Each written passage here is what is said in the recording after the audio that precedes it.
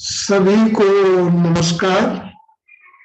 मैं डॉक्टर शिवाकांत पाठक आपके साथ सत्य, न्याय और धर्म की प्रयोगशाला में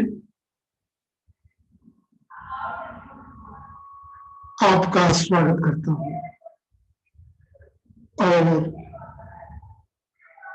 आपसे जुड़ने पे आपकी उपस्थिति को मैं महसूस कर पा रहा हूं। आज के लेक्चर में यूनिवर्सल ह्यूमन वैल्यू के तृतीय सोपान के कोर्स वैल्यू रिलेशनशिप के 38वें लेक्चर को लेके उपस्थित हूं और इस लेक्चर में भी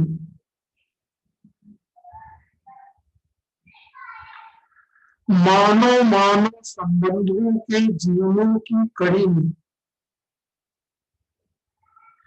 जितने भी आयाम, जितनी चर्चाएं और जितने भी एप्लीकेशनों पे चर्चा कर चुके हैं, उसके बाद हम ये जानने का प्रयास करेंगे कि आज जो है हम एक आदर्श परिवार, आदर्श ग्राम और आदर्श देश, एक मॉडल कंट्री, मॉडल फैमिली और मॉडल विलेज की कड़ी को आगे बढ़ाते हुए कैसे हम बना सकते हैं और अपने देश को इस बताए गए रास्ते के हिसाब से सुनियोजित कर सकते हैं। तो चलते हैं और हम देखते हैं चर्चा में कि हम लोग क्या कर सकते हैं इस पूरे संदर्भ में, और यह देखने की कोशिश कर रहे हैं। देखिए, जो एक्सरसाइज इस लेक्चर में हम करेंगे कि model of village, model of family and model of country, इस आधार पे हम देखेंगे कि जो मानवीय परंपरा है, पूरे अस्तित्व में जो मानव है, यह मानव किन किन डायमेंशनों को प्रभावित करते हैं और उस पूरे सिस्टम के प्रकृति के नियमानुसार चलाने में, सिस्टम के नियमानुसार चलाने में किस प्रकार से सहायक है। तो चलते हैं चर्चा की शुरुआत में। इस संपूर्ण चर्चा में अगर हम इस चर्चा को अपने पिछले लेक्चरों से जोड़ दें और उस पूरी चर्चा का जो कंक्लूजन है, जो मैंने कानपुर में संस्थान का जो मॉडल है, एक गांव का जो मॉडल है, या भूटान का जो मॉडल, या भूटान एक देश के विषय में जिन भी लेक्चरों में मैंने चर्चा की कि देश कंटिन्यूअस हैप्पीनेस और प्रॉस्पेरिटी के मोड में कैसे कन्वर्ट किया जा सकता है, उसकी एक छोटी, या मैं कहूँ सबसे छोटी इकाई जो होती है वह विलेज होती है, गांव होता है। गांव की सामाजिक व्यवस्था होती है, जहां उस सामाजिक व्यवस्था में बहुत चीजें एक साफ तरीके से होती है। फेस्टिवल सेलिब्रेशन होते हैं, जो सोसाइटी सामाजिक सेलिब्रेशन, शादी ब्याह, बर्थडे वगैरह, या जो मृत्यु के संस्कार होते हैं, वो सब सामाजिक रूप से निभाए जाते हैं। तो इन सब संदर्भों में जहां मानव से जरूरत पड़ती रहती है, तो मानवीय संबंधों में रहने की जो सबसे छोटी कड़ी है, वो उस छोटी कड़ी पे चर्चा करेंगे और ये देखने की कोशिश करेंगे कि यह पहले ये मॉडल गांव कैसा हो,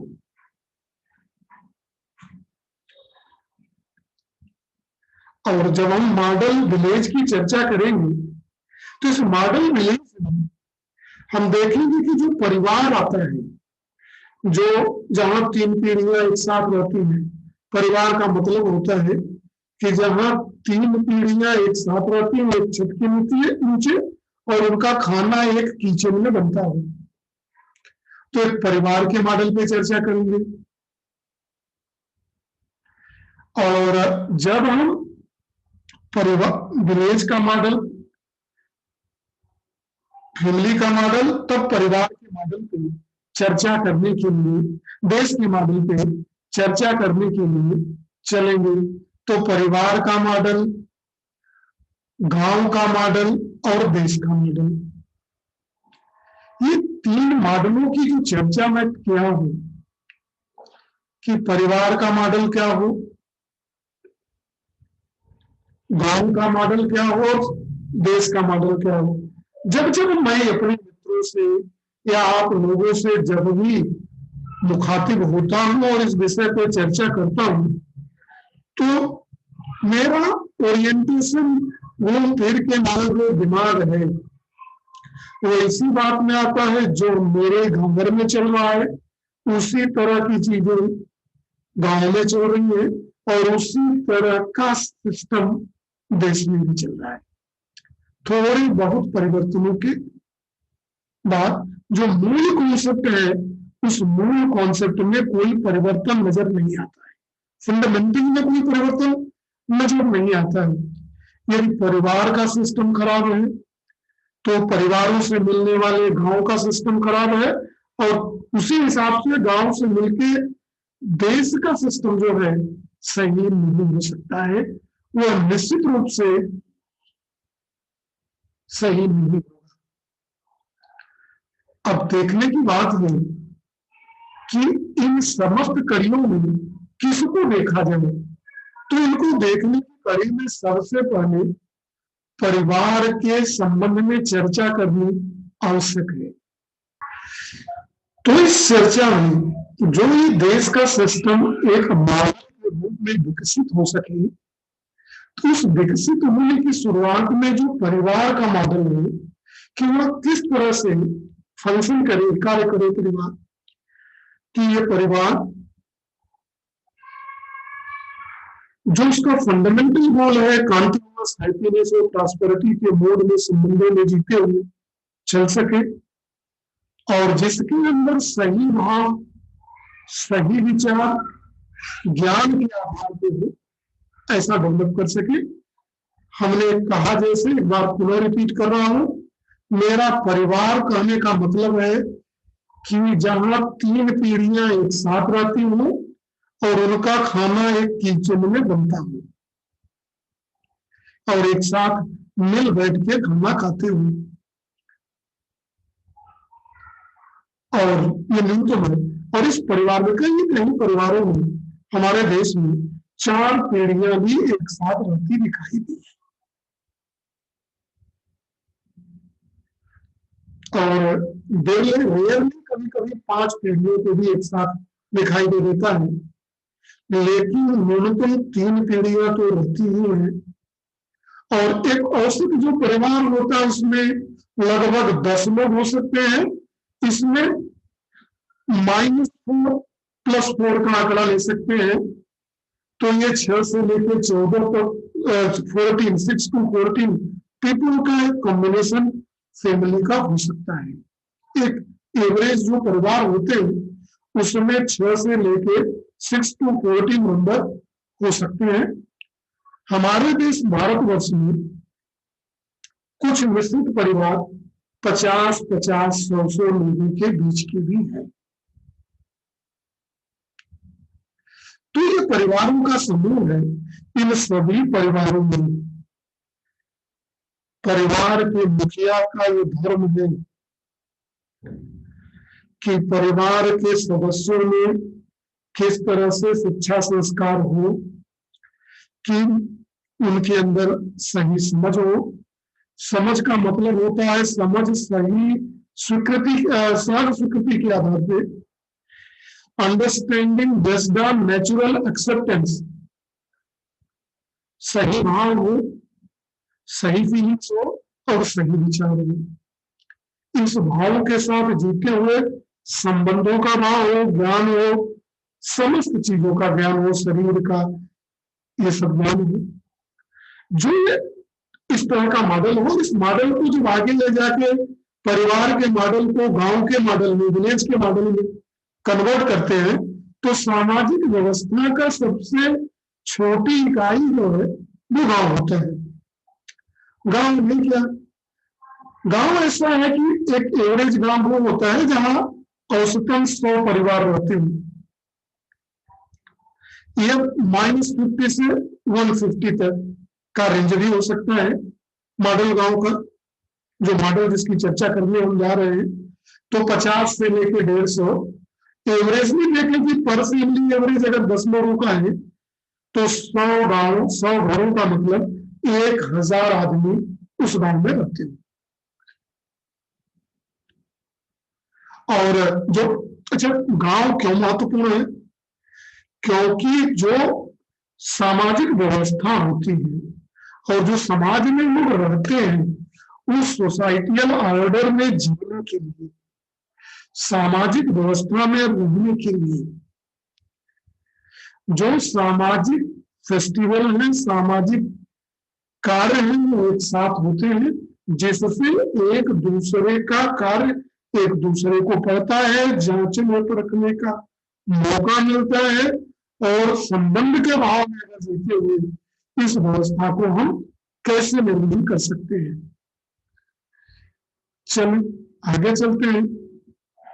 इस सामाजिक व्यवस्था में तो हमको ये देखना पड़ेगा कि परिवार का क्या उद्देश्य है, गांव के लेवल पे क्या उद्देश्य है। तो जब हम सर्वप्रथम गांव के लेवल पे क्या गोल है, गांव क्यों इस तरह का मॉडल होना चाहिए, उसका सिस्टम, जो 8 आयामों की चर्चा हुई थी, उनके विषय में जो एक डायमेंशन दिखाए गए थे, उनको समझना जरूरी है। वो है क्या, कौन कौन सी चीजें आवश्यक पड़ेगी, संबंधों से जीने से सही भाव और सही विचार प्रेम मिलेगा, उन्हें सुखों की तृप्ति की प्राप्त होगी, संबंधों के साथ सुविधाओं के कितना चाहिए, उसकी आवश्यकता की पहचान, उसके जीने की जिसकी चर्चा हम आगे करने जा रहे हैं। और ऐसा करते हुए हम जो है आगे बढ़ेंगे और डिटेल में देखना चाहेंगे कि जब परिवार के मॉडल के बाद गांव का मॉडल और गांव के मॉडल के बाद देश का मॉडल कैसे आगे बढ़ है, और ऐसा करते हुए हम विश्व मॉडल की तरफ आगे बढ़ेंगे। मेरा लक्ष्य है, हम लोगों का लक्ष्य है कि स्वयं से शुरू होकर परिवार से तक जाए और परिवार से शुरू होकर विश्व परिवार तक यह कैसे पहुंच सकता है। तो इस पूरी चर्चा के दरमियान बारीकी से हम देखने के लिए चल रहे हैं कि अगर परिवार के डिजाइन को बनाए तो कौन महत्वपूर्ण बातों को उसमें जरूर रखें। जो महत्वपूर्ण पॉइंटों की अभी हमने चर्चा करनी है, उनको एक बार समराइज करते हैं कि परिवार में 3 पीढ़ियां एक साथ हो, इंश्योर करें। परिवार के हर सदस्यों के बीच विश्वास का भाव हो, नौ भाव विश्वास से शुरू होकर जो फाउंडेशन वैल्यू है और प्रेम तक हो। सब लोगों को ये मालूम हो कि हमारा लक्ष्य क्या है, गोल क्या है, इंडिविजुअल गोल क्या है। कंटिन्यूअस हैप्पीनेस एंड प्रॉस्पेरिटी, सही समझ, सही भाव और सही विचार के साथ जो सुख की निरंतरता की तरफ अग्रणी हुई। इसमें इस लक्ष्य की प्राप्ति के लिए परिवार में हर सदस्यों की भूमिका क्या है, क्या कैसे परिवार में संपन्नता का भाव आ जाए, और ये संपन्नता का भाव परिवार से निकल के गांव, समाज, देश तक बड़ी व्यवस्था में कैसे भागीदार बने।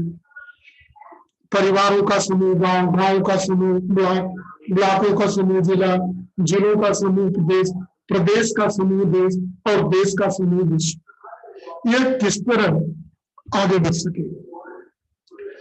एक एक पॉइंटों की चर्चा कर रहे हैं और इसमें देखना चाहते हैं कि डिजाइन ऑफ फैमिली, जिसकी चर्चा पिछले स्लाइड में किया कि किन पॉइंटों को होना चाहिए।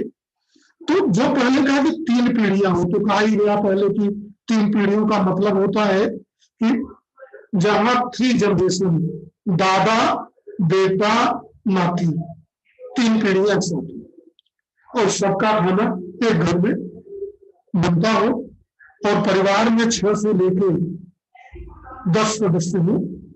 इस तरह से 6 से लेके 14 लोग, एवरेज 10 लोगों का नंबर हो,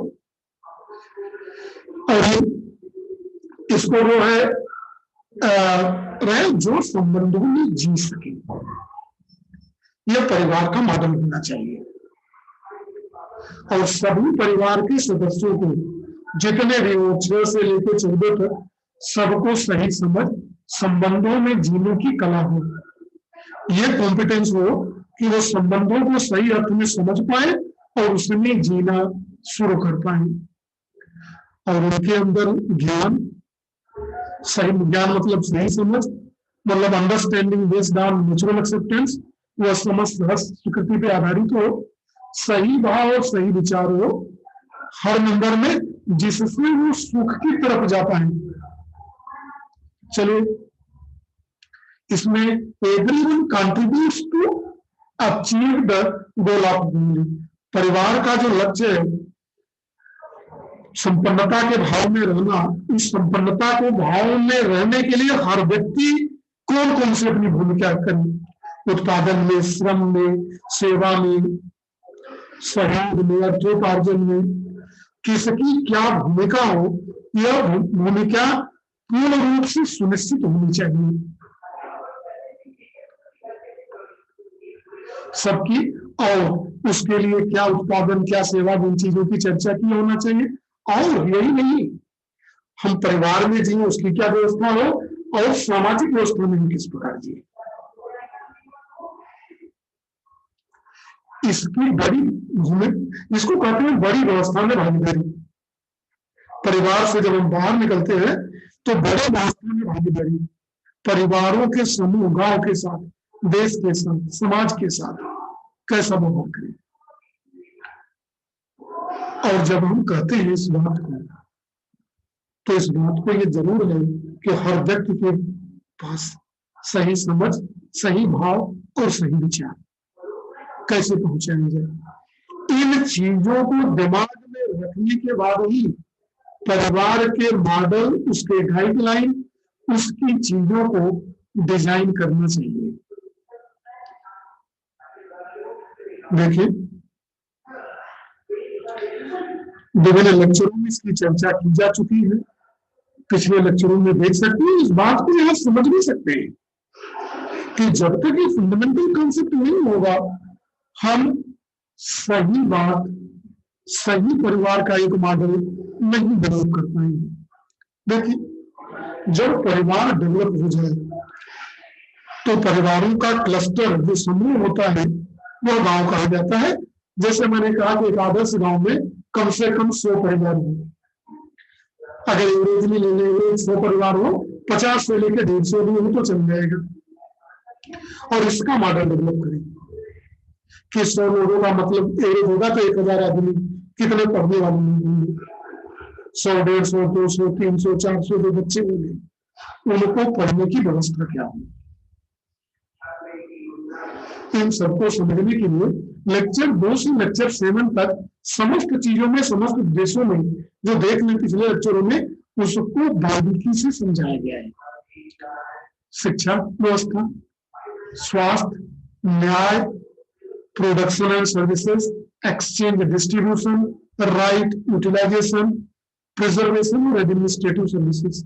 ये जो 8 आयाम था, ये पूरा जो सिलेबस है जो ये 8 के आगे पीछे घूम रहा है, उनको कैसे इंश्योर किया जाए।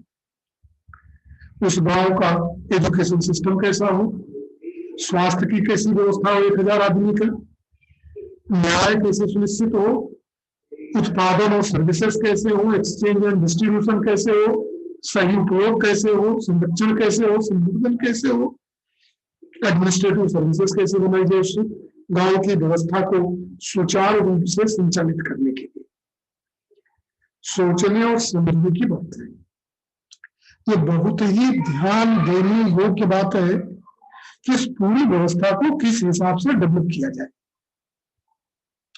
100 लोगों के समूह में कितना है, कहाँ रहते हैं, किस रूप में इसको डेवलप किया जाए। देखिए, जब इस मॉडल को सही रूप से शिक्षा की कंटेंट कैसे हो, जैसे हम भूटान के मॉडल पे चर्चा जब कर रहे थे, तो क्या शिक्षा व्यवस्था हो, कैसे समूह हो, किसको आगे ले जाए। और जब देखिए हायर एजुकेशन तक तो एक गांव में संभव नहीं है। प्राइमरी एजुकेशन गांव के लेवल पे, गांव के 4-6 गांव के समूह पे जुड़े रहे स्कूल का लेवल, उसके ऊपर हाई स्कूल का लेवल, इंटर का लेवल, डिग्री का लेवल, किस तरह का सिस्टम बने, उन गांवों का क्लस्टर कैसे बन पाए, ये सिस्टम, यह बहुत ही आराम से समझ लेने की जरूरत है और उसी दिशा में कार्य किए जाने की जरूरत है। देखिए, अब जो है यही गाइडलाइन बनानी पड़ेगी कि कौन कौन से रिसोर्स अवेलेबल है गाँव में। जो नेचुरल रिसोर्सेज अवेलेबल अगर गांव में है तो उसका संरक्षण और संवर्धन कैसे होगा, कैसे फिजिकल फैसिलिटी का प्रोडक्शन होगा, उसके लिए क्या गाइडलाइन होगी, और जो 8 आयामों को पूर्ति कर सके, खेती, काउ कीपिंग, घर का बनना, प्रोडक्शन कैसे हो, ऐसी चीजों से बनाया जाए घर, जो मिट्टी का घर मिट्टी में ना जाए, साइक्लिक प्रोसेस से हो, उस चीज से किस तरह बनाया जाए। टीचर, हेल्थ, जो भी 8 आयाम है, उसके आधार पे एक गांव का स्ट्रक्चर तैयार किया जाए। और इसकी चर्चा जब हम model of manufacturing village in Bhutan पे कर रहे थे, जो मेरे लेक्चर में है, अपेंडिक्स के रूप में नहीं दिया गया है, स्लाइड में दिखाई दे रही है, लेक्चर नंबर के रूप में दिखाया है, उसको देखिए, समझे, जानिए और उस मॉडल के आधार पर काम करने की और गाइडलाइन बनाने की कोशिश है की जाए, जिससे हैप्पीनेस और प्रॉस्पेरिटी डिजाइन हो सके। और तब उसके आधार पर यू कैन थिंक, आप सोच सकते हैं वे होके अपना कि कैसे देश का मॉडल बनाया जाए। गांव के मॉडल से ही देश का मॉडल तैयार होगा, क्योंकि गांवों का समूह, गांव के समूह की व्यवस्था शिक्षा की कैसी हो, स्वास्थ्य का सिस्टम कैसे हो, किस तरह से चीजें बनाई जाए, क्या किया जा सकता है, इस गांव का फंडामेंटल बिजनेस क्या है, क्या करेंगे लोग, यह बहुत जरूरत है। पिछले लेक्चर में जब हम Bhutan as a country model आपसे डेवलप कर रहे थे, यह अपेंडिक्स के रूप में नहीं है जो मैं यहाँ आपको दिखा रहा हूँ, यह अपेंडिक्स के रूप में नहीं है, यह जो है एक लेक्चर के रूप में हमारे यूट्यूब चैनल पे वैल्यू रिलेशनशिप प्लेलिस्ट के अंदर सारा है। इसको देखा जाए, समझा जाए और देश के मॉडल के रूप में कैसे इसको डेवलप किया जा सकता है, इस संस्थान को यह समझने की जरूरत है, जानने की जरूरत है। देखिए, जब हम किसी बात को करने चलेंगे, करने की ललक होगी, मेरे अंदर सही भाव और सही विचार होगा, तो हम इस दिशा में कार्य करते हुए कई संबंधों को निकालेंगे और निकालना तो पड़ेगा। अगर हम इस मानवीय परंपरा को सदियों तक जीवित रखना चाहते हैं, और जब सदियों तक सुख और समृद्धि के भाव से जीवित रखना चाहते हैं, तो उनको जरूरतों के ख्याल रखने की जिम्मेदारी भी हमारी है। इन बातों को ध्यान से समझिए। जब हम आपके साथ जुड़ते हैं और इन बातों की चर्चा करते हैं, तो मन का संवेग रुकता नहीं है। क्या हम इसमें दे पाएंगे, क्या कर पाएंगे, कितना कर पाएंगे, ये सारे ब्यौरे सुनते होंगे। आज के लेक्चर में बस इतना ही। एक नए लेक्चर के साथ आपसे फिर मिलेंगे। तब तक के लिए सभी को नमस्कार एक बार फिर।